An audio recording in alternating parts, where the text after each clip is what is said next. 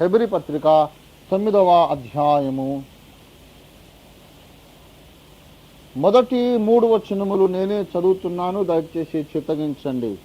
మొదటి నిబంధనకైతే సేవా నియమములను ఈ లోక సంబంధమైన పరిశుద్ధ స్థలమును ఉండెను. ఎలాగనగా మొదట ఒక గుడారం ఏర్పరచబడెను, అందులో దీపస్తంభమును బల్లయు దాని మీద ఉంచబడిన రొట్టెలను ఉండెను. దానికి పరిశుద్ధ స్థలమని పేరు. రెండవ తెరకు ఆవల అతి పరిశుద్ధ స్థలమును గుడారం ఉండెను. చిన్న మాట ప్రార్థన చేసుకుందాం. ప్రేమ కలిగిన మా యేసు రక్షకుడా, మా యేసు నాయన, నీకు వందనములు స్తోత్రములు చెల్లిస్తున్నాం తండ్రి. ఈ యొక్క పునరుద్ధాన దినమున ఈ ఆరాధన కూటములో ఆరంభ ప్రార్థన మొదలుకొని ఇంతవరకు ప్రతి ఘట్టములో మీరు మాకు సహాయం చేసి మాకు తోడేని నడిపించిన రీతిని బట్టి యేసయ్యా నీకు స్తుతులు స్తోత్రములు వందనములు చెల్లిస్తున్నాము ప్రభువా. మేము లేచి తిరిగి మా ఇళ్లకు విశ్రాంతి స్థలములకు మా మజిలీలకు వెళ్ళక ముందు ఒకసారి మీరు మాతో మాట్లాడవలసిందని మిమ్మల్ని వేడుకుంటున్నాము తండ్రి. దయచేసి సహాయము చేయండి నాయన. మీ దాసుడు ఒట్టివాడే, చాలా బలహీనుడుగా ఉన్నాడు. మీ దాసుడితో చెప్తే వినాలని మేము రాలేదు ప్రభువా. మా ఆకలి తీర్చగల సమర్థుడవు నీ ఒక్కడవే. నీకొక్కడికి ఆ సామర్థ్యం శక్తి ఉన్నది ప్రభువా. మా అందరికీ అర్థమగు రీతిలో గోచరమగు రీతిలో నీ సత్యమును నీ లేఖనములో నుండి పైకెత్తి మాకు చూపించి ప్రత్యక్షపరిచి మమ్మల్ని దీవించమని, మమ్మల్ని వెలిగించి మండించమని, జ్ఞానమే కాదు మాకు ఇది అనుభవ జ్ఞానము కూడా మీ ప్రత్యక్షత ద్వారా దాయిచ్చామని యేసు పరిశుద్ధ నామమున మిక్కిలి వినయంతో వేడి ప్రార్థిస్తున్నాం తండ్రి. ఆమేన్. స్టార్ట్. ప్రభునందు ప్రియులారా, ఈనాడు మన ధ్యానాంశము ఏమనగా రెండవ తెరకు ఆవల, బియాండ్ ద సెకండ్ కర్టన్. ప్రత్యక్ష గుడారములో 2 తెరలు ఉన్నాయి, 3 ద్వారములు ఉన్నాయి. ద్వారములు ఎన్నండి? ద్వారములు 3, తెరలు మాత్రము 2. తెరలేని ద్వారము 1,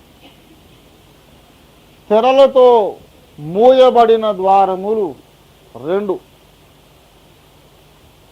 ప్రత్యక్ష గుడారములో నేను చెప్పాను,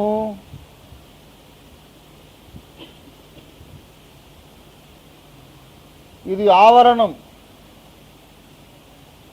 ఆవరణములోనికి ఇశ్రాయేలీయుడైన వాడు ఎవడైనా రావచ్చు. ఇక్కడ గేటు ఏమి లేదు, ఆటంకం లేదు. కానీ లోపల ఒక గుడారం ఏర్పరచబడెను. ఈ గుడారమునకు ప్రవేశము దగ్గర 1 తెర, గుడారములో సగము దారిలో మళ్ళీ ఇంకొక తెర. ఈ మొట్టమొదటి ఆవరణము లోపల, ఈ కాంపౌండ్ లోపల దాన్ని ఏమంటారంటే ఆవరణము అన్నాడు. ఈ ఆవరణములోనికి రావడానికే కోరహు కుమారులు ఉత్సాహపడి ఆసక్తి కనబరిచారు. 84వ కీర్తన కోరహు కుమారులు రాసినటువంటిది. 84వ కీర్తనలు ఏమన్నా చెప్పండి? సైన్యములకు అధిపతి యెహోవా నీ నివాసములు ఎంత రమ్యములు, ఎత్తైన గోపురములో గంట, లోపల బెంచీలు దిండ్లు మోకరించడానికి ఎంత సౌకర్యము. యెహోవా నీ నివాసములు ఎంత రమ్యములు, ఎంత మంచి బెంచీలు ఉన్నవి అన్నారా? ఏమన్నారు? 84వ కీర్తన మొదటి నుంచి చదువుతల్లి. సైన్యములకు అధిపత్యకు యెహోవా నివాసములు ఎంత రమ్యములు. యెహోవా మందిర ఆవరణములను చూడవలెనని, మందిరమును చూడవలెనని, మందిర ఆవరణములను చూడవలెనని, ఆవరణము చూడాలని నా ప్రాణము ఎంతో ఆశపడుచున్నది. అది ఆశతో సొమ్మసిల్లుచున్నది. జీవము గల దేవుడు ఎక్కడ కనపడతాడు? అతి పరిశుద్ధ స్థలంలో కనపడతాడా, పరిశుద్ధ స్థలంలో కనబడతాడా, ఆవరణంలో కనపడతాడా? 3 స్థలములలో కూడా కనపడతాడు ఆయన.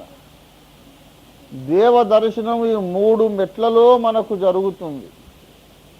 దేవ దర్శనము ఆవరణములో ఉంది, పరిశుద్ధ స్థలంలో ఉంది, అతి పరిశుద్ధ స్థలంలో కూడా ఉంది. జీవము గల దేవుని దర్శించుటకు నా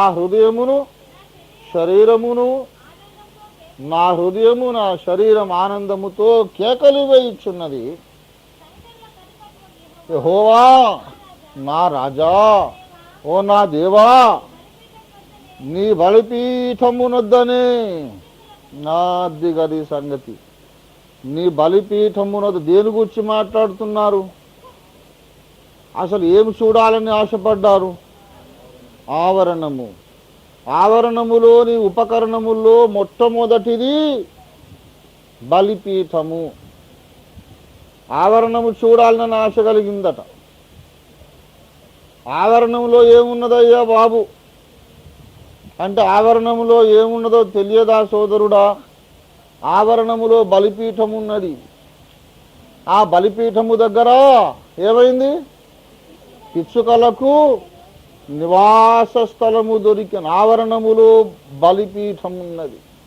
పాత నిబంధనలోని దేవుని మందిర ఆవరణములో బలిపీఠం ఉన్నది. అలాగే కొత్త నిబంధనలో కూడా ఒక బలిపీఠం ఉన్నది కదా. హెబ్రీ పత్రిక 13వ అధ్యాయము, హెబ్రీ పత్రిక 13వ అధ్యాయం, మనకొక బలిపీఠం ఉన్నది. 10వ వచనం. చాలు, దాని సంబంధమైనవి తినుటకు వేరే సబ్జెక్టులోకి అది లీడ్ చేస్తుంది ఆ వచనం. హెబ్రీ పత్రిక 13:10లోని మొదటి భాగం, ఫస్ట్ స్టేట్మెంట్ ఏంటి? మనకొక బలిపీఠం ఉన్నది. ఆ బలిపీఠము మీద బలి అయిన పశువు ఎవరండి? యేసుక్రీస్తు. క్రీస్తును మన పస్కా పశువు వధింపబడిన. 1 కొరింథీ పత్రిక 5వ అధ్యాయము 7వ వచనం ఆఖరి భాగం. 1 కొరింథీ 5:7 ఆఖరి భాగం. ఇంతేకాక క్రీస్తును మన పస్కా పశువు వధింపబడి. ఎక్కడ వధింపబడేను? సిల్వయను బలిపీఠము మీద. నేను రాశాను కదా, మరలి రండి దైవజనం అనే పాటలో. సిల్వయను బలి పీఠముపై మన రక్షణకై యేసే బలియాయెను. సిల్వయను బలి పీఠముపై మన రక్షణకై యేసే బలియాయెను. ఆయన కొరకై మీ జీవితమును పానార్పణముగా ధారపోయగా, సమర్పణతో తీర్మానముతో, సమర్పణతో తీర్మానము. బలిపీఠములను కట్టగారండి మరలి రండి దైవ జనమా, ప్రభుని పిలుపిదే. మనకొక బలిపీఠం ఉన్నది. బలిపీఠం మీద బలి అయిన బలి పశువు ఒకడు మనకున్నాడు. క్రీస్తు అను మన పస్కా పశువు వధింపబడను. ఎక్కడ వధింపబడెను? సిలువయను బలిపీఠము మీద వధింపబడెను. ఆ సిలువ బలిపీఠము దగ్గర కొన్ని పిచ్చుకలు పోయి గూళ్ళు పెట్టుకునేట. అది సంగతి. కొన్ని పిచ్చుకలు పోయి ఏం చేసినాయి? అక్కడ గూడు. చదవండి దయచేసి ఆ 84వ కీర్తన. నీ బలిపీఠమునొద్దనే పిచ్చుకలకు నివాసము దొరికెను. పిల్లలు పెట్టకు వాన కోవెలకు గూటి స్థలము దొరికెను. పిల్లలు పెట్టుటకు వాన కోవెలకు గూటి స్థలము దొరికెను. దేవుని బిడలారా, బలిపీఠము మీద దయచేసి గమనించాలి. బలిపీఠము మీద ఎంత వేడుంటుందో తెలుసా? ఆరిపోని అగ్ని అది. లేవియాకాండం 6వ అధ్యాయం 13వ వచనం చదవండి. లేవియాకాండం 6:13. బలిపీఠము మీద అగ్ని ఆ నిత్యము మండుచుండవలేను. అది ఆరిపోకూడదు. రాత్రి మగళ్ళు ఏముంటుందండి బలిపీఠం మీద? అక్కడ పిచ్చుకలు గూడు పెట్టుకుంటాయా? ఈ మాడి చచ్చిపోవు, అసలు దరిదాపులకే పోవు. బలిపీఠము మీద నిరంతరం అగ్ని భగభగ మండుచుండగా పిచ్చుకలు పోయి గూడు పెట్టుకుంటాయా? చచ్చిపోవా? కొరవు కుమారులు అంటున్నారు ఏమిటంటే, సైన్యములకు అధిపతి యెహోవా నీ నివాసములు ఎంత రమ్యములు. ఎందుకు రమ్యములంటే ఆవరణములో ఒక బలిపీఠం ఉన్నది. బలిపీఠం దగ్గర పిచ్చుకలకు నివాస స్థలము దొరికింది. అక్కడ పిచ్చుకలు ఉన్నాయంటేనే దానికి అర్థం ఏంటంటే అది మామూలు బలిపీఠము కాదు. ఆ పిచ్చుకలు మామూలు పిచ్చుకలు కావు. ఆ బలిపీఠము శిలువ బలిపీఠం. శిలువ నీడలో గూడు కట్టుకున్న పిచ్చుకలము నువ్వు నేను, మనమే. దేవుని స్తోత్రం కలిగి ఉంది కాక. హల్లెలూయా. శిలువ నీడలో గూడు కట్టుకున్నాం మనం, అందుకే బ్రతికున్నాం. మన దోషములన్నీ క్షమించబడుతున్నాయి. లేకుంటే ఒక క్షణం కాదు మనం చచ్చి బూడిద కావడానికి. హోరేబు కొండ మీద మండుచున్న పొదలు మోషేకు దర్శనం ఇచ్చాడు దేవుడు కదా. అగ్ని భగభగ మండుచున్నది కానీ పొద కాలిపోలేదు. అప్పుడు మోషే ఏమనుకున్నాడు? ఈ పొద ఏల కాలిపోలేదు, ఆ తట్టుకు వెళ్ళి ఈ గొప్ప వింత నేను చూచాను. కాలిపోవాలి కానీ కాలిపోవడం లేదు. ఎందుకో మరి. అగ్నే కానీ పొద మాత్రం కాలిపోవడం లేదు. అలాగే దహించు అగ్ని అయిన దేవుడు ఆదిమ సంఘములో ఉన్నాడు. దేవుని మహిమ పరచనందుకు హేరోదు పురుగులు పడి చచ్చిపోయాడు. ఒక చిన్న అబద్ధం చెప్పినందుకు అననీయ సపీరాలు వెంటనే పడి చచ్చిపోయారు. మంచినీళ్ళు కూడా అడగలేదు. ఆ దహించు అగ్ని అనే దేవుడు ఇప్పుడు కూడా మన మధ్యలో ఉన్నాడు. మనం ఎన్ని అబద్ధాలు ఆడుతున్నామో, ఎన్నిసార్లు దేవుని మహిమ దొంగిలిస్తున్నామో మనం చచ్చిపోవడం లేదు ఇంకా. హోరేబు పొద ఎందుకు కాలిపోలేదో గొప్ప వింత. అంతకన్నా గొప్ప వింత నువ్వు నేను ఎందుకు బతుకున్నామో అది ఇంకా గొప్ప వింత. అసలు ఎప్పుడో చచ్చిపోవాలి మనం.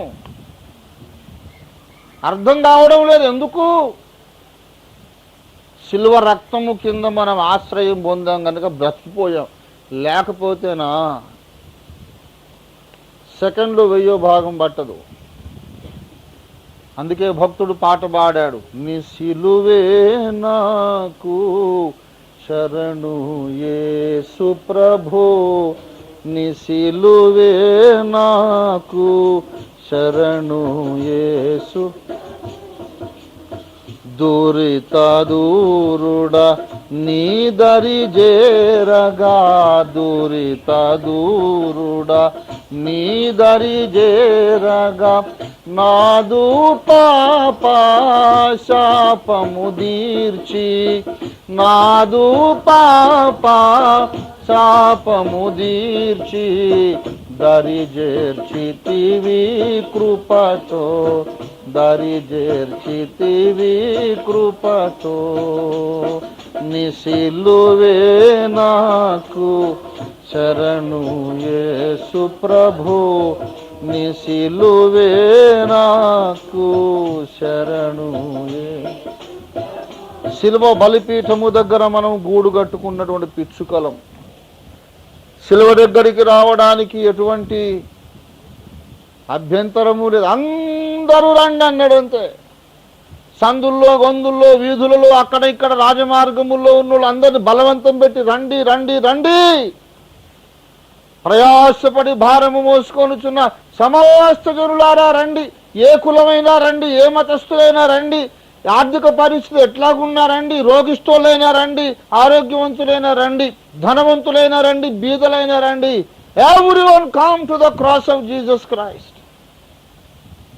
అందరూ రండి, బలిపీఠం దగ్గర అందరూ రండి. ఎవరు వచ్చినా వాళ్ళకు నీడ దొరుకుతుంది. శిలువ దగ్గరికి ఎవరిని వద్దనే ప్రసక్తి లేదు. కానీ ఒకటే ప్రాబ్లం, నీ ఆవరణములను చూడవలేనని ఆశపడుచున్నాను. అయ్యా, ఆశ ఉంటే వారు వచ్చే ఎవడొద్దన్నాడు. తెరలేదే అడ్డం, ఎవరొద్దనా ఎందుకు రావడం లేదు.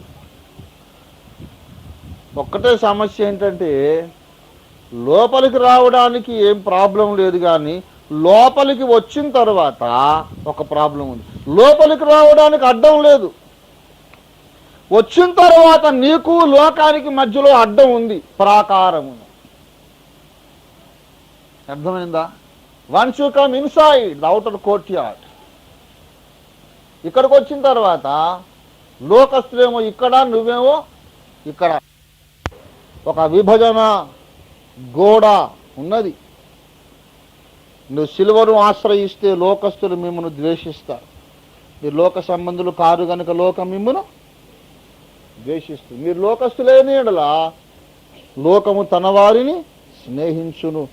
అయితే మిమ్ము లోకములో నుంచి నేను ఏర్పరచుకున్నాను గనుక లోకం మిమ్మును ద్వేషించుచున్నది. గనుక లోపలికి రావాలి అంటే లోకమునకు నేను చచ్చితిని. లోకమునకు దేని చచ్చిపోయాను? లోకమునకు. పోయిన వారం చెప్పాను కదా, ఎక్కడ ఉందన్నమాట లోకమునకు చచ్చిపోయాను. ఎక్కడుంది?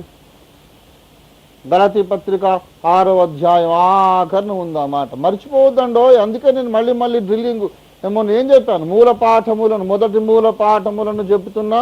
సరిగ్గా విని జాగ్రత్తగా గ్రహించి మనస్సుకు పట్టించుకొని హృదయపు గదులలో దీన్ని నిక్షిప్తపరచుకోండి. మళ్ళీ మళ్ళీ చెప్పను. ఎప్పుడు అలా చెబుతుంటే కావ్య గ్రంథాలు ఎప్పుడు చదువుతాం? బేసిక్స్ ఇవన్నీ కూడా. గలతీ పత్రిక 6వ అధ్యాయము దయచేసి 13వ వచనం 14వ వచనం చదవండి. 6:14 వచనం చదవండి. మన ప్రభువైన యేసు క్రీస్తు యొక్క శిలువ యందు తప్ప మరి దేని యందును అతిశయించుట నాకు దూరమగును గాక. ఎందుకు అతిశయిస్తున్నావు నాయన పౌలన్నా చెప్పు. దాని వలన నాకు లోకమునకు నేనును శిలువ వేయబడి ఉన్నాము. క్రీస్తు శిలువ వలన ఒకటి జరిగింది, శిలువ దగ్గరికి నేను వచ్చుట వలన ఒకటి జరిగింది. లోకము నాకు చచ్చిపోయింది, లోకానికి సంబంధించినంత వరకు నేను చచ్చిపోయాను. ఈ లోకము గూర్చి పట్టింపు ఇప్పుడు నాకు లేదు. నన్ను గూర్చిన పట్టింపు లోకానికి ఉండనక్కర్లేదు. ఇక లోకమును సంతోషపెట్టుట నా పని కాదు. దేవుణ్ణి సంతోషపెట్టడానికే బ్రతుకుతున్నాను తప్ప లోకము యొక్క మెప్పు కోసం కాదు. I don't care what the world thinks about me. I'm only bothered about what the Lord is thinking about me. దేవుడు ఏమనుకుంటున్నాడు, that is what matters to me. లోకం ఏమనుకుంటుందంటారే, పనికి మాలినోడు ఇప్పుడు చచ్చిపోతే గుట్టుకోమంటే వాడి అడ్రస్ వాడికే తెలీదు. పోయి అగ్నిగుండంలో వాడి కాలేవాడు, వాడి సర్టిఫికేట్ నాకెందుకండి, వాడి బోర్డు సర్టిఫికేట్. నిన్ను గురించి అందరూ బాగా చెప్పుకుంటలేరు కదా, అట్లా నేను కూడా వాడిని గురించి బాగా చెప్పుకోను అంతే. అంతే మరి. అరే నేను చెప్పుకుంటా, వానికేం వాడేం భయపడడా? మరి వాడంటే నేను ఎందుకు భయపడతా? షేర్కు సవాషేర్ హై. వాడు నన్ను అర్థం చేసుకోకుండా నేను వాడిని అర్థం చేసుకోను. వాడు నన్ను విమర్శిస్తా, నేను వాడిని విమర్శిస్తాను. అరే పిచ్చోడా, నువ్వు నన్ను మెచ్చుకునేది ఏంద్రా? పరలోకమంతా నా పక్షం ఉన్నది.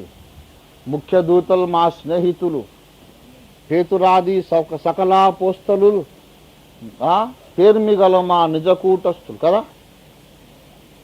యెహోవా మా తండ్రి గాడా, యేసుడు మాయన్న గాడా, మహిమా గల శుద్ధాత్మా ఇట్టి వరుసా దెలిపెంగదమా తోడా. యెహోవా మా తండ్రి గాడా, యేసు పేతురాది సకలాపోస్తు, పేర్మి గలమా నిజ కూటస్థు. పేతురాది సకలాపోస్తు, పేర్మి గలమా నిజ కూటస్థు. ఖ్యాతి సభలో మేమున్నప్పుడు, ఘనతాలిక మాకేమీ కొదువా. ఖ్యాతి సభలో మేమున్నప్పుడు, ఘనతాలిక మాకేమీ. తండ్రి గాడా యేసు,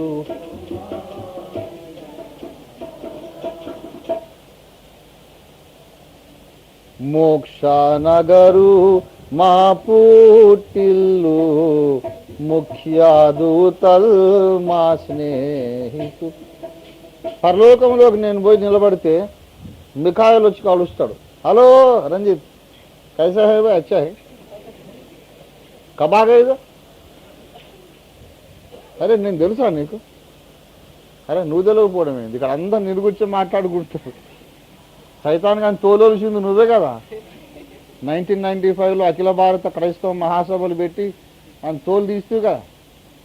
యెజబెలు అను స్త్రీని అందరూ ఉండనిచ్చుతున్నారు, ఎవడు పట్టించుకోలే. అరే దాన్ని ఇక్కడి నుంచి వెళ్ళగొట్టండి ముందు అసలు నినాదం ఇచ్చింది నువ్వే కదా. పరలోకం whole heaven knows about you Ranjit. అట్లానా? నీ పేరేంటంటే నేనే మిఖాయిల్ ఆర్కే. అరే అట్లా నైస్ మీటింగ్. గబ్రియల్ దూత వచ్చి మాట్లాడతా, కెరూబులు శరాఫులు ఇరణలుడు పెద్దలు మొత్తం అందరూ మాట్లాడతారు. అప్పుడు నన్ను విమర్శించిన వాళ్ళు వచ్చి అక్కడ నిలబెడతా అసలు వాళ్ళను వీళ్ళు దేకనే దేకరు అసలు.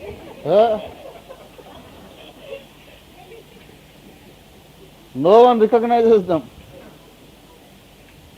ఎవడన్నా ఉండి ఓఫీర్ గారికి అంత గుడ్ నేమ్ లేదు అంటే, అదే నా గుడ్ నేమ్ అంతా అక్కడ ఉంది. అసలు నీకు ఆడ గుడ్ నేమ్ లేదు, బ్యాడ్ అసలు నేమే లేదు ఆడ.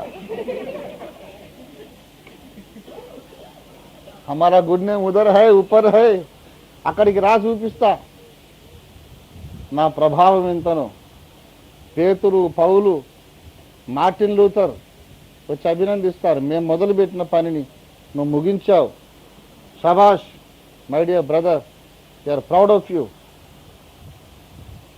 పౌలన్న వచ్చి నన్ను మెచ్చుకుంటే, పేతురు మెచ్చుకుంటే, మార్టిన్ లూథర్ మెచ్చుకుంటే, అప్పుడు ఈ ఫాల్తుగాన్లందరూ తిట్టింది గుర్తొచ్చి ఏడుస్తాను. అప్పుడు అరే యూజ్లెస్ ఫెలోస్, నా సంగతి నీకేం తెలుసురా? వజ్రం యొక్క విలువ పిచ్చోనికి ఏం తెలుస్తుంది? పిచ్చోనికి వజ్రం ఇచ్చినాం అనుకో, దాన్ని అటు తీసి ఇటు తీసి రాయి అనుకోని ఇసురు కొడతారు. అది అందరూ గ్రహిస్తే అసలు అది వజ్రమే కాదు. అర్థమైందా? దాని విలువ ఎక్స్పర్ట్కి మాత్రమే తెలుస్తుంది. ఒక అపోస్తలుని విలువ, ఒక ప్రవక్త యొక్క విలువ, దేవుని చేతిలో ఉన్న సాధనం యొక్క విలువ, అది ఏర్పరచబడిన వారికి తప్ప ఎవరికీ తెలియదు. అనుగ్రహం నొందిన వారికి తప్ప ఎవరికీ తెలియదు. గనక దేవుని బిడ్డలారా, మనము ఆవరణములోనికి వచ్చిన తర్వాత లోకము నుండి మనము వేరైపోతాం. వేరే అపొస్తలుల కార్యాలు 2వ అధ్యాయం, అపొస్తలుల కార్యాలు 2వ అధ్యాయం 40వ వచనం చదువు దయచేసి. 2:40. ఇంకాను అనేక విధములైన మాటలతో సాక్ష్యమిచ్చి ఓ మీరు మూర్ఖులకు ఈ తరము వారికి వేరై, ఈ తరములకు ఒక పేరు పెట్టాడు. ఏం తరం ఇది? అబ్బా చాలా తెలివిమంతులం అనుకుంటున్నారు అందరూ, కానీ దేవుడేమనుకుంటున్నాడు? మూర్ఖులకు ఈ తరము వారికి వేరై రక్షణ పొందుడి. ఆ మూర్ఖుడు నన్ను మెచ్చుకుంటేనే నాకు సిగ్గుచేటది. మూర్ఖులందరూ వచ్చి నన్ను మెచ్చుకున్నారు అనుకో, నేను కూడా ఎవరినన్నమాట? మూర్ఖుని అన్నమాట.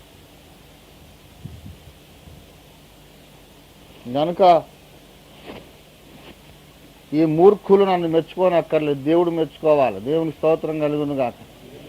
ఎవరు మెచ్చుకోవాలండి? రక్తం ఇచ్చి ప్రాణం ఇచ్చి నన్ను కొన్నటువంటి యజమానుడు మెచ్చుకోవాలి. నీకైనా నాకైనా అదే గురి ఉండాలి. దేవుని స్తోత్రం కలుగును గాక. హల్లెలూయా, హల్లెలూయా. ప్రభువు మెచ్చుకొని వాడే యోగ్యుడు. గనక ఆవరణములోనికి వచ్చినప్పుడు, బలిపీఠము దగ్గరకు వచ్చినప్పుడు ఈ మూర్ఖతరము నుండి మనం వేరైపోవాలి. తరువాత మొదటి తెర లోపలికి వచ్చిన తర్వాత దాని పేరు ఏమన్నాడు? పరిశుద్ధ స్థలం. ఈ ఆవరణములోనికి వచ్చినప్పుడు ప్రియులారా, ఇప్పుడు గమనించండి, చకచకా చెప్పుకెళ్ళిపోయి ముగిస్తాను. ఆవరణములోనికి వచ్చినప్పుడు ఎంట్రన్స్ లోనే ఏముంది? బలిపీఠం ఉన్నది. కనుక బలిపీఠము మీద ఏమున్నది? రక్త ప్రోక్షణం ఉన్నది. బలిపీఠం మీద ఏముంది? రక్త ప్రోక్షణం ఉన్నది. గనక అక్కడ రక్త ప్రోక్షణం ఎక్కడ ఉన్నది? అక్కడ ఏమున్నది? పాప పరిహారము, పాప క్షమాపణం ఉన్నది. పాప క్షమాపణ, పాప పరిహారం ఉన్నది. గనుక లోపలికి రాగానే ఆ బలిపీఠము మీద ఉన్న రక్తము చేత ఒక మనిషి యొక్క పాపములు క్షమించబడుచున్నవి.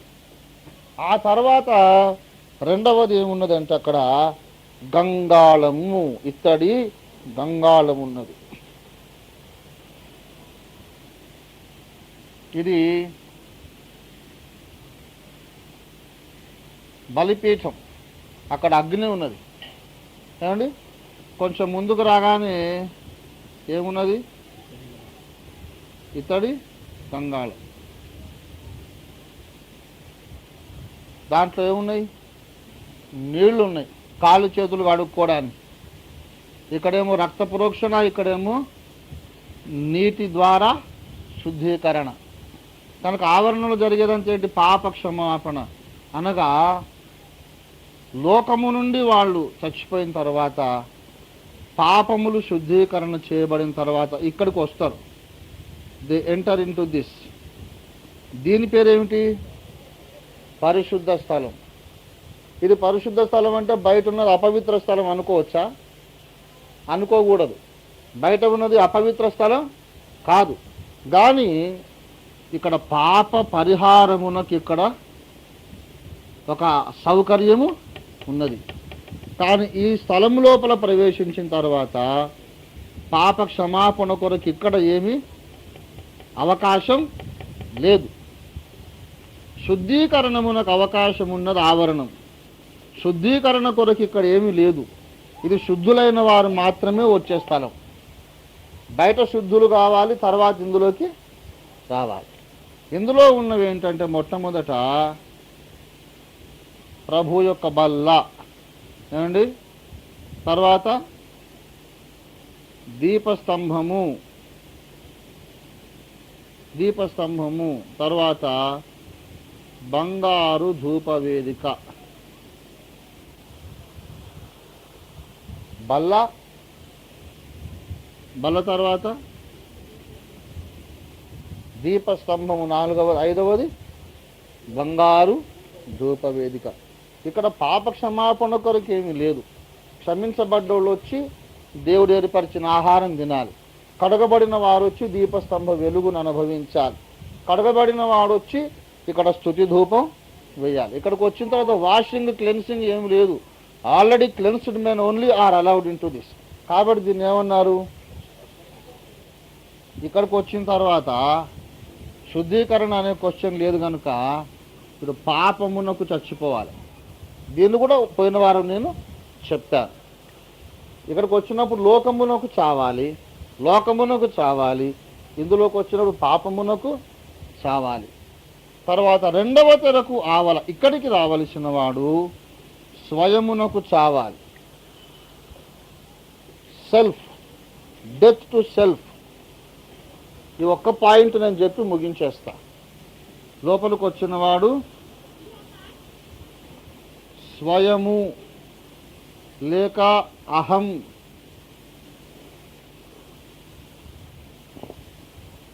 స్వచిత్తము,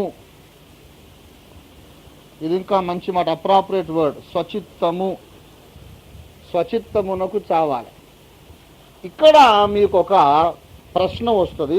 ఆ ఒక్క ప్రశ్న నేను వివరించి జవాబు చెప్పి ముగించేస్తాను. ఈ మొదటి తెరలోనికి వచ్చినప్పుడే దేనికి చచ్చిపోయాం మనం?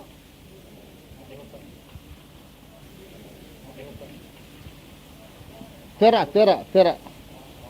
మొదటి తెరలోనికి వచ్చినప్పుడు పాపమునకు చచ్చిపోయాం. రెండవ తెర లోపలికి వచ్చినప్పుడు దేనికి చావాలని చెప్పుకుంటున్నాం? స్వయమునకు, అహమునకు, స్వచిత్తమునకు చావాలనుకుంటున్నాం. అంటే మరి ఇదంతా పాపము కాదా? పాపమునకు చచ్చిన ఆ రోజే స్వచిత్తమునకు మనము చావమా? స్వచిత్తం అనేది పాపములో భాగము కాదా అనేది ప్రశ్న. అవునా? ఇప్పుడు మనము పాపానికి చచ్చిపోయాము, చచ్చిపోయిన తర్వాత కూడా మనలో స్వచిత్తం ఉంటుందా? లోకమునకు, పాపమునకు చచ్చిపోయిన తర్వాత కూడా మనలో అహం ఉంటుందా అనేది ప్రశ్న. సాధారణంగా మనం ఏమనుకుంటామంటే పరిశుద్ధులలో స్వచిత్తం ఉండదు అని మనం అనుకుంటాం. బాగా వినాలి. స్వచిత్తము పరిశుద్ధులలో ఉండదు, అహము పరిశుద్ధులలో ఉండదని మనం అనుకుంటాం. అందుకొరకే దేవుడు చాలా తేటగా లేఖనంలో చెబుతున్నాడు. మన పవిత్రీకరణలో 2 ఘట్టములు, మొత్తం 3 ఘట్టములు కలవు. లోకము నుండి మనము వేరు చేయబడి లోకమునకు చచ్చుట, మరణించుట, తర్వాత పాపమునకు మరణించుట వేరు, స్వచిత్తమునకు మరణించుట వేరు. చాలా మంది పాపమునకు చచ్చిపోతారు కానీ స్వచిత్తమునకు చావరు. దీనికి మనకు లేఖనములలో మాదిరి ఏమైనా ఉందా? లేఖనములలో ఆధారం ఎక్కడైనా ఉన్నదా? పరిశుద్ధునిలో స్వచిత్తం ఉన్నట్టు, పరిశుద్ధుడైన వానిలో స్వయం స్వచిత్తం అనేది ఉన్నట్టు లేఖనముల్లో ఎక్కడైనా ఆధారం ఉందా అనే ప్రశ్నకు సమాధానం చెప్పాలంటే చాలా సులభం. అది కొంచెం ఆలోచిస్తే మీకే జవాబు తట్టుతుంది. అసలు పరిశుద్ధులందరిలో పరిశుద్ధులు ఎవరండి? ప్రపంచ చరిత్రలో మొత్తం 6000 ఏళ్ళ ఈ లోక చరిత్రలో పరిశుద్ధులలోకెల్లా పరిశుద్ధుడు ఎవడు? యేసయ్య కంటే పరిశుద్ధుడు ఎవడు లేడు. ఆయన పాపులలో చేరక ప్రత్యేకముగా ఉన్నవాడు కదా. ఆయనలో పాపం ఉన్నదా? పాపం ఉన్నదా? లేదు. దయచేసి మీరు జస్ట్ ఫర్ రెఫరెన్స్ హెబ్రీ పత్రిక 7వ అధ్యాయము 26వ వచనము చదవండి. దయచేసి. పవిత్రుడును, నిర్దోషియు, నిష్కల్మషుడును, పాపులలో చేరక ప్రత్యేకముగా ఉన్నవాడును దేవునికి స్తోత్రం కలుగునుగాక. హల్లెలూయా. ఏమండి? పవిత్రుడు, నిర్దోషి, నిష్కల్మషుడును, పాపులలో చేరక ప్రత్యేకముగా ఉన్నవాడు. What a grand testimony. ఎంత పరిశుద్ధుడండి మన ప్రభు. ఆయనలో ఏ పాపమును కనబడలేదు. హెబ్రీ పత్రిక 4వ అధ్యాయము 15వ వచనం చదవండి.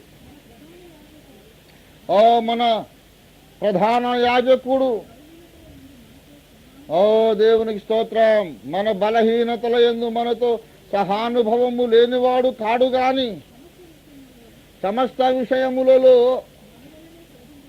మన వలనే శోధింపబడి పాపము లేనివాడుగా ఎట్లు కనపడెను?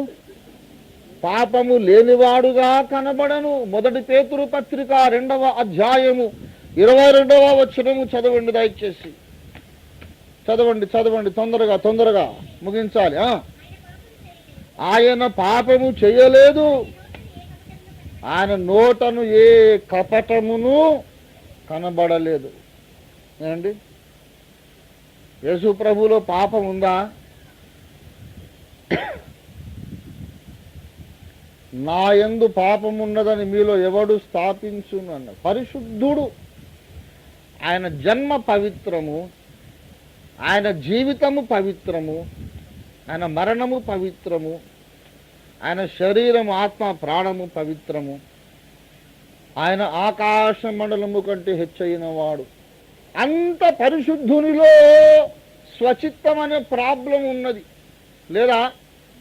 మత్తయి సువార్త 26వ అధ్యాయము చూడండి దయచేసి.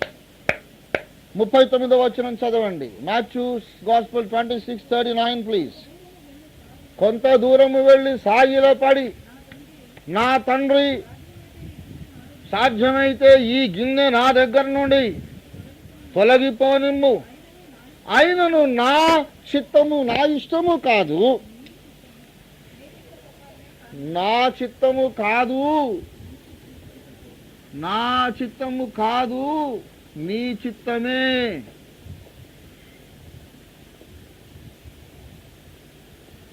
ఏమంటున్నాడు ఆయన?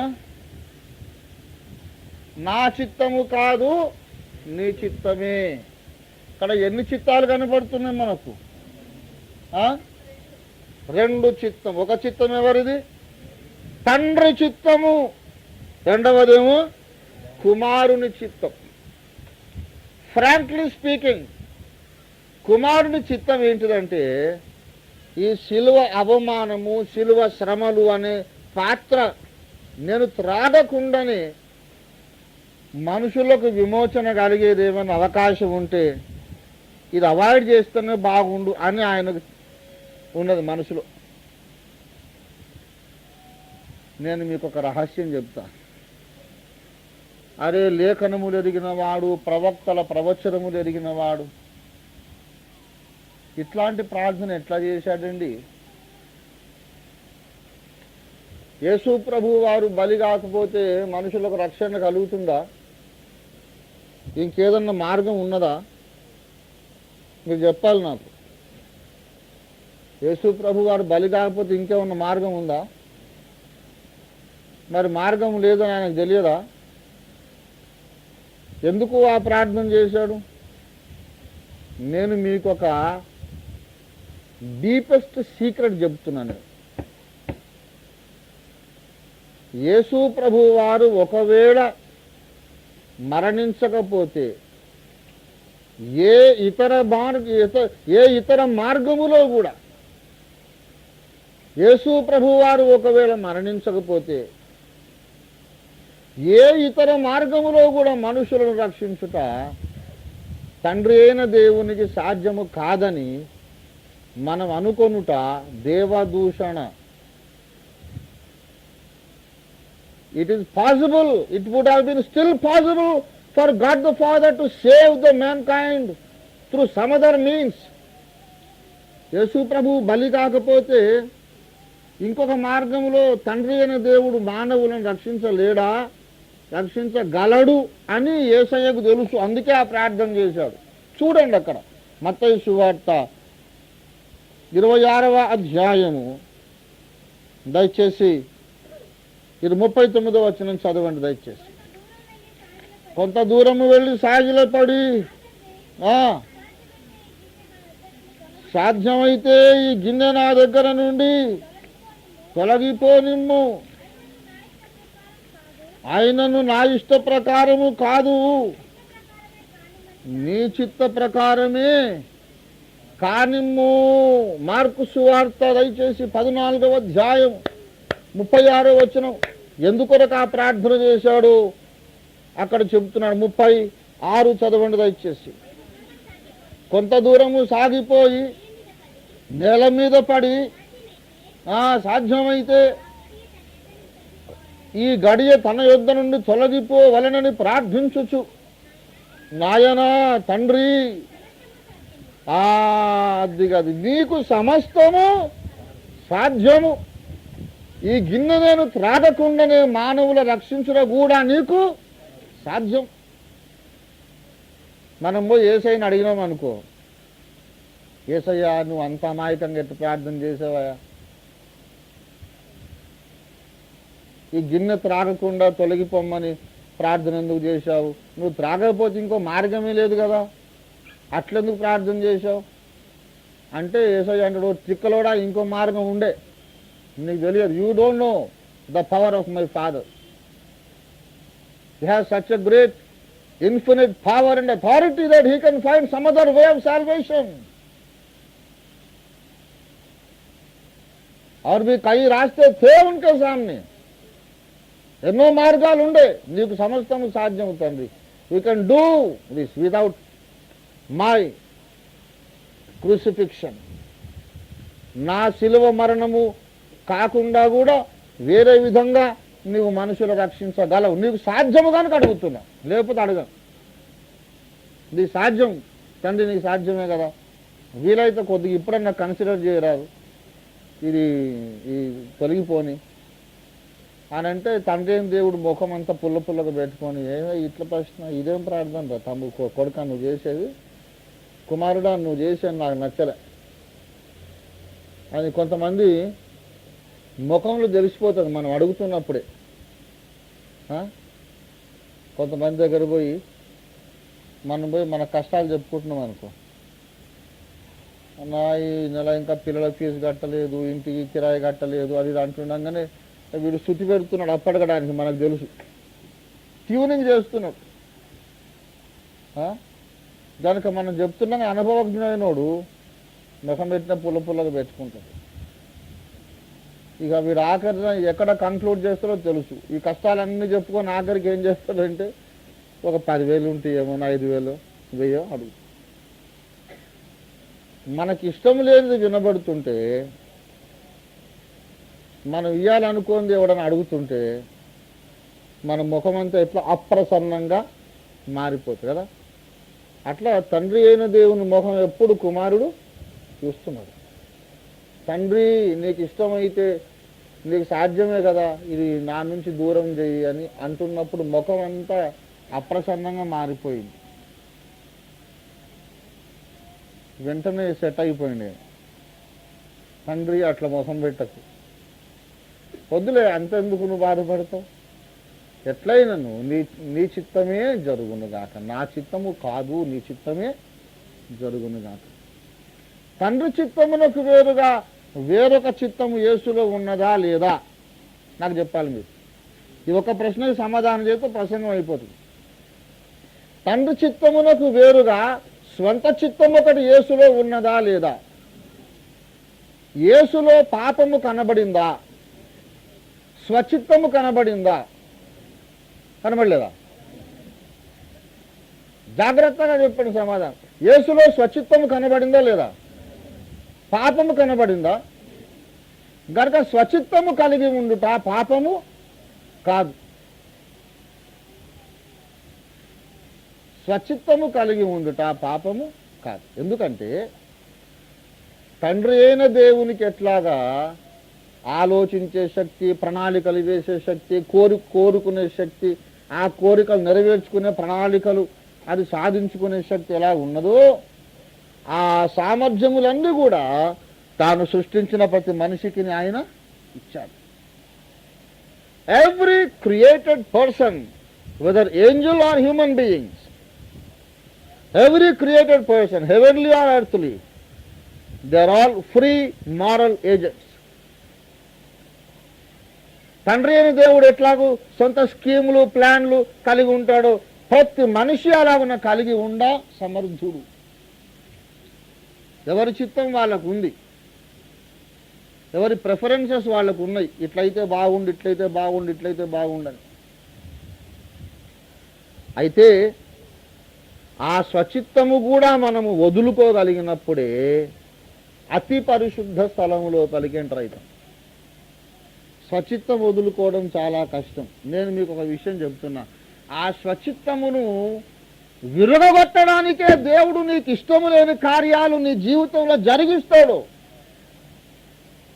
నీవు ఊహించుకున్నటువంటి భర్త దొరకడు, నీవు కోరుకున్నటువంటి అనుకూలవతి భార్య నీకు దొరకదు, నీ పిల్లలను నువ్వు అనుకున్నట్టు నువ్వు పెంచుకోలేవు, నువ్వు అనుకున్న ఉద్యోగం నీకు దొరకదు. ఎందుకో తెలుసా? You have your own wishes and desires and preferences which are broken down. You are disappointed in most of your expectations. ఒక ఓల్డ్ సేయింగ్ ఉంది, man proposes and God disposes. ఎందుకో తెలుసా? బైబిల్లో కూడా ఉంది, మనుషుల హృదయములో ఆలోచనలు అనేకము పుట్టును, కానీ యెహోవా యొక్క తీర్మానమే స్థిరం. మనము మన ప్లాన్లు అన్ని ఎన్నెన్నో అనుకుంటాం. మనం వేసుకున్న ప్లాన్లలో జరిగేవి కంటే జరగనివే ఎక్కువ కాదు. అన్నిటి కొరకు నువ్వు ప్రార్థన కూడా చేసే ఉంటావు, కానీ జరగదు. ఎందుకు? నీవు అనుకున్నదెల్లా జరిగినప్పుడు ఎంత పరమానందంగా దేవుని స్తుతించగలవో, నీవు అనుకున్నది జరగనప్పుడు కూడా అంతే ఆనందించగలగాలి. That is the maturity in Christian life. जो तुम्हें चाहिए था, जो तुम चाहते थे, वो मिले तो जितना खुश रहेंगे, वो नहीं मिलने से भी उतना ही खुश रहना चाहिए. అనుకున్నట్టు జరిగితే సంతోషం, ఎవడైనా సంతోషపడతారు. అనుకున్నట్టు జరగనప్పుడు కూడా ఆనందపడగలగాలి. ఎవరో అనుకున్నట్టు జరగలేదు అనుకో, అప్పుడు సంతోషపడతాం మనం. వాని పిల్లను వాని బిడ్డను పెద్ద అమెరికా సంబంధం ఇద్దామని పోకడాలు పోయిండు కదా, వాని కన్ను నెత్తి మీద వాడు మేఘాలలో నడిచిందండి. అప్పట్లో మా బామర్దికి ఏమంటే ఏలేవాడు బిడ్డను, అమెరికా సంబంధం, జర్మనీ సంబంధం, ఆ సంబంధం అని. జర్మనీ లేదు, అమెరికా దొరకదు, మంచిగా అయింది. ఆఖరికి వానికి గుంటూరు సంబంధం దొరికింది. అల్లుడు చూస్తే జర్మనీ కాదు కూర్మావతారం లేకున్నాడు. అబ్బా ఎంత ఆనందము! హల్లెలూయా, దేవా నీకు స్తోత్రం. వాని సిగ్గుపోయింది బాగా అని చాలా సంబరపడతాం. ఎవడైనా అనుకున్నది జరగకపోతే మనకెంతో ఆనందముగా ఉంటుంది కదా. అప్పుడు పాటలు చేస్తా ఉంటా, ఆనందయాత్ర. ఎవడో అనుకున్నది జరగకపోతే ఎంత ఆనందము, మనం అనుకున్నది జరగకపోతే కూడా అంత ఆనందపడాలి. పడతావా? కానీ తాను అనుకున్నది కూడా జరగకపోతే కూడా ఆనందపడినటువంటి పరిపూర్ణుడు మన ప్రభువైన యేసు. దేవుని స్తోత్రం కలుగును గాక. హల్లెలూయా, హల్లెలూయా. గొనగలేదు ఆయనకు వేరే ప్లాన్ ఉండే. తండ్రి, నీవు అనంత శక్తిమంతుడవు, నిన్ను అడిగేవాడేవాడు. ఈ మార్గం కాదు ఇంకో రక్షణ మార్గం అని ఇంకోటి నువ్వు ఏదన్నా నిర్ణయిస్తే అయిపోతుంది కదా. నువ్వు లేని వాటిని ఉన్నట్లుగా పిలవగల సమర్థుడవు, ఘటన సమర్థుడవు నాయన, సర్వశక్తిమంతుడవు. నీకు ఎన్ని మార్గాలైనా ఉన్నాయి. నేను ఈ లోకంలో ఉన్నటువంటి చండాలమైన పాపమంతా నేను మోయడం తలుచుకుంటేనే నాకు ఒళ్ళు జలగరిస్తుంది. ఈ గిన్నె నాకు అవాయిడ్ చేసేరాదు, ఇంకో మార్గం ఏదన్నా చూడు అని అన్నాడు. కానీ తండ్రి అయిష్టంగా ముఖం పెట్టేసరికి కుమారుడు ఆనందంగా లోబడ్డాడు. గొణుక్కుంటూ లోబడ్డం కాదండి, తన చిత్తము నెరవేరనప్పుడు పరమానంద భరితుడైన వాడు దేవకుమారుడైన యేసు. ఆయనే మనకు ఆదర్శమూర్తి, ఆయనే మనకు మాధురి పురుషుడు. దేవుని స్తోత్రం కలుగును. హల్లెలూయా, హల్లెలూయా. నా చిన్నప్పటి పాట ఒకటి ఉందండి. నిజంగా చిన్నప్పటి నుంచి నాకు భక్తి పిచ్చి. యేసయ్యే నా బెస్ట్ ఫ్రెండ్. ఎవరు లేనప్పుడు తలుపులు వేసుకొని హార్మోనియం పాడుకొని ఒక్కడిని పాడుకొని ఏడ్చుకునేవాడిని అన్నమాట. పాటల్లో అభిషేకం ఉంది, ఆ పాటల్లో దేవుడున్నాడు, పాటల్లో దేవుడున్నాడు. చూడుము గెత్సెమనే తోటలో నా ప్రేమ పాట తెలుసా? చూడుము గెత్సెమనే తోటలో నా ప్రియుడు, పాపిని నాకై విజ్ఞాపన చేసేడి ధ్వని వినబడుచున్నది, పాపి నాకై విజ్ఞాపన చేసేడి ధ్వని వినబడుచున్నది. తండ్రి ఈ పాత్ర తొలగును నీ చిత్తమైన ఎడలా, తండ్రి ఈ పాత్ర తొలగును నీ చిత్తమైన ఎడలా, ఎట్లయినను నీ చిత్తము చేయుటకు నన్నప్పగించితివనెను, ఎట్లయినను నీ చిత్తము చేయుటకు నన్నప్పగించితివనెను. చూడుము గెత్సెమనే తోటలో నా ప్రియుడు, పాపిని నాకై విజ్ఞాపన చేసేడి ధ్వని వినబడుచున్నది, పాపి నాకై విజ్ఞాపన చేసేడి ధ్వని వినబడుచున్నది. రక్తపు చెమట వలన మిక్కిలి బాధ నుండి, రక్తపు చెమట వలన మిక్కిలి బాధ నుండి, రక్షకుడేసు హృదయము పగులాగా విజ్ఞాపనం చేసేనే, రక్షకుడేసు హృదయము పగులాగా విజ్ఞాపనము చేసేనే. చూడుము గెత్సెమనే తోటలో నా ప్రియుడు, పాపి నాకై విజ్ఞాపన చేసేడి ధ్వని వినబడుచున్నది,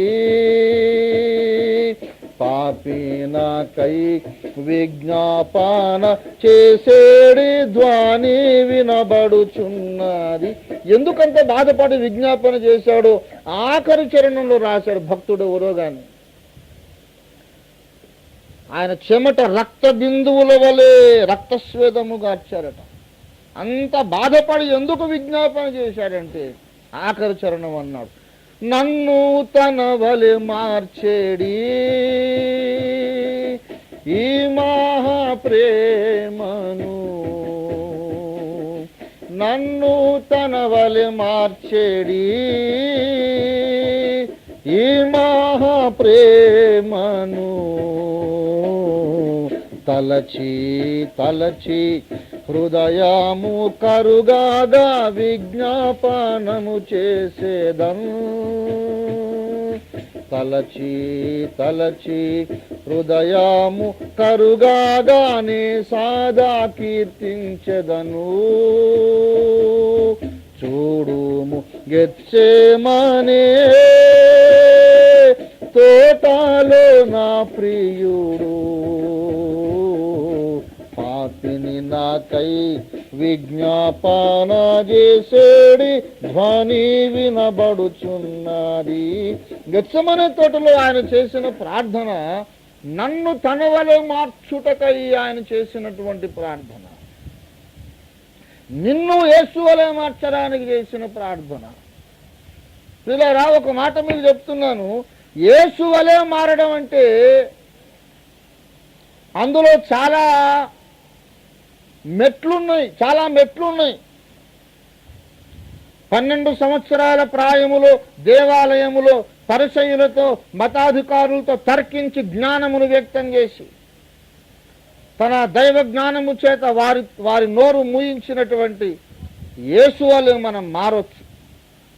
నేను కూడా నా 12 ఏళ్ళప్పుడే అందరి నోరు మూయించాను. దేవాలయములో తర్కించుచున్న యేసు వలె మారుట సులభమే. It is very easy. దేవాలయములో అక్రమము జరుగుతున్నప్పుడు కొరడా తీసుకొని వీర విహారం చేసి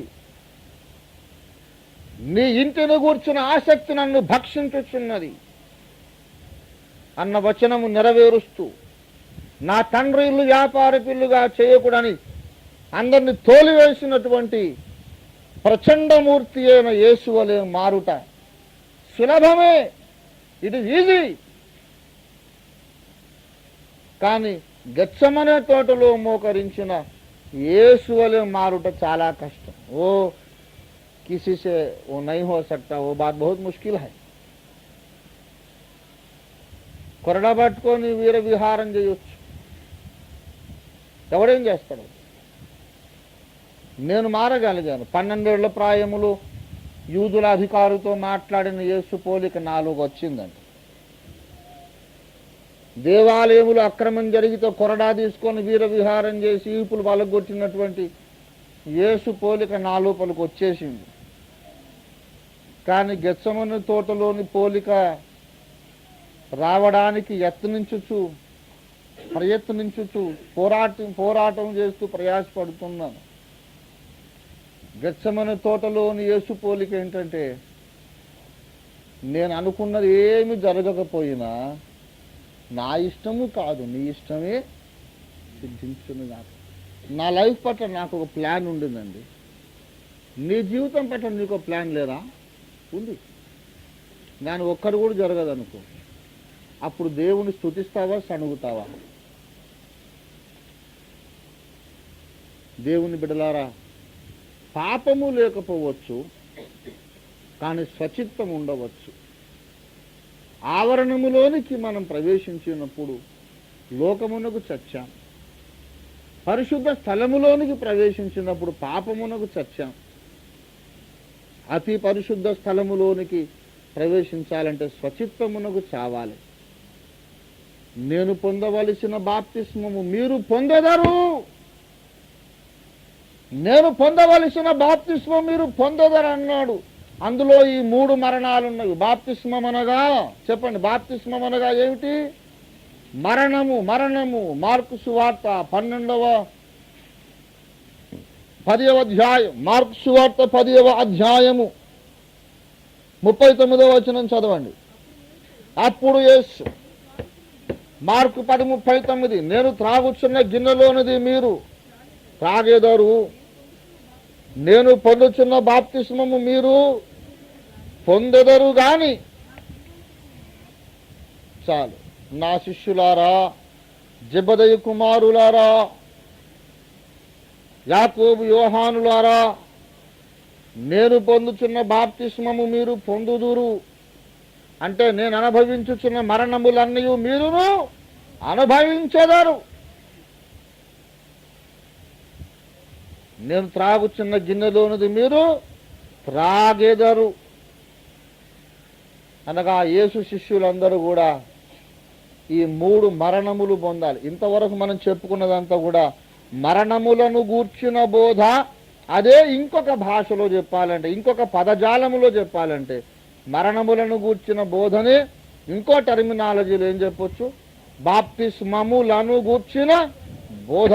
The doctrine of baptism includes all these truths. And this is one of the basics of Christian life. Fundamental lessons of Christian life. బాప్తిస్మములను గూర్చిన బోధ అంటే విశ్వాసి పొందవలసిన మరణములను గూర్చిన బోధ. Not only water baptism and spirit baptism. Not only Holy Spirit baptism and water baptism. It includes the baptism which is actual death. Death unto the world, death unto sin, and death unto my own self. बहुत मुश्किल काम है, बहुत ముష్కిల్ cheese high, చాలా కష్టం. కానీ అది మన గురి అయి ఉండాలి. దేవునికి స్తోత్రం కలుగును కాదు. That must be our goal. అది కష్టమే కానీ అసాధ్యము కాదు, అసాధ్యము కాదు. ఎందుకు యేసయ్య ఏమన్నాడు? నేను పొందుచున్న బాప్తిస్మం మీరు పొందేదా. చిత్తశుద్ధితో ప్రయత్నం చేయండి, ప్రార్థనాపూర్వకంగా ప్రయత్నం చేయండి, పరిశుద్ధాత్మ సహాయంతో ప్రయత్నం చేయండి. తప్పకుండా మీరు స్వచిత్తమునకు చావగలరు. ఇది దేవుని వాగ్దానం. మనం దేవుని వాగ్దానాన్ని ఇప్పుడు స్వతంత్రించుకుందాం. ప్రార్థన చేసుకుందాం. తలలు వంచండి. ప్రేమ కలిగిన మా మహాపరిశుద్ధ తండ్రి, మీ మహాకృపలో నీ వాక్యమును పంపి నేను నడవలసిన మార్గమును మాకు చూపించినందుకై నీకే స్తోత్రాలు చెల్లిస్తున్నాం ప్రభువా. నీ మార్గము చాలా ఇరుకైనది, కష్టమైనది అయినను నీ శక్తిపై మేము ఆధారపడినప్పుడు అది సులభమైనది, సరళమైనది, తేలికైనదన్న సత్యమును మీరు మాకు ముందుగా నేర్పించినారు కనుక దాన్ని బట్టి మిమ్మల్ని స్తుతిస్తున్నాము తండ్రి. ప్రభువా, అతి పరిశుద్ధ స్థలములోనికి అడుగు పెట్టుటకు ఈ 3వ మరణ బాప్తిస్మమును కూడా మేము పొందుటకు సహాయము చెయ్యండి. మాలో ఇంకా అనేక మంది లోకమునకే చచ్చిపోలేదయ్యా. మరికొందరు మాలో పాపమునకు చావని వారు ఉన్నారు. ప్రభువా, మేము లోకమునకు చచ్చి, పాపమునకు చచ్చి, తుదకు మా స్వయమునకు కూడా మేము చచ్చి, నీ ఉన్నత ప్రణాళికకు మాత్రమే మేము బ్రతికి ఉన్నటకు సహాయము చెయ్యండి. కృపగల మా గొప్ప దేవానికి వందనాలు చెల్లిస్తున్నాం. ఈ వాక్యం మాలు ఫలింపజేయండి, మాకు సహాయము చేయండి, మాతో మీరు మాటలాడండి, మీ కృప మాకు దయచేయండి. అన్ని విషయంలో సహాయము చేయమని ఈ దినమున మీరు చేసిన అద్భుత కార్యములన్నిటి కొరకాయి, మీరు నేర్పిన అద్భుత సత్యములన్నిటి కొరకాయి నీకు వందనములు చెల్లించి యేసు పరిశుద్ధ నామమున మిక్కిలి వినయంతో వేడి ప్రార్థిస్తున్నాము తండ్రి. ఆమేన్. యేసు రక్తమునకే జై, ప్రవేశ రక్తమునకే జై, ప్రవేశ నామమునకు సంపూర్ణ విజయము కలుగునుగా. యథార్థవాది టీవీ ఈ యూట్యూబ్ ఛానల్ను తప్పకుండా మీరు సబ్స్క్రైబ్ చేయండి, లైక్ చేయండి, అక్కడ ఉన్నటువంటి ఆ బెల్ ఐకాన్ని మీరు ప్రెస్ చేయండి. అప్లోడ్ అవుతున్నటువంటి ఈ యొక్క విశేషమైనటువంటి ప్రాముఖ్యత కలిగిన సమకాలీన ప్రాధాన్యత కలిగినటువంటి అనేక సందేశాలు వెంటనే మీకు నోటిఫికేషన్ వస్తుంది. So without fail please like and subscribe the Yadharthavadi TV YouTube channel. God bless you.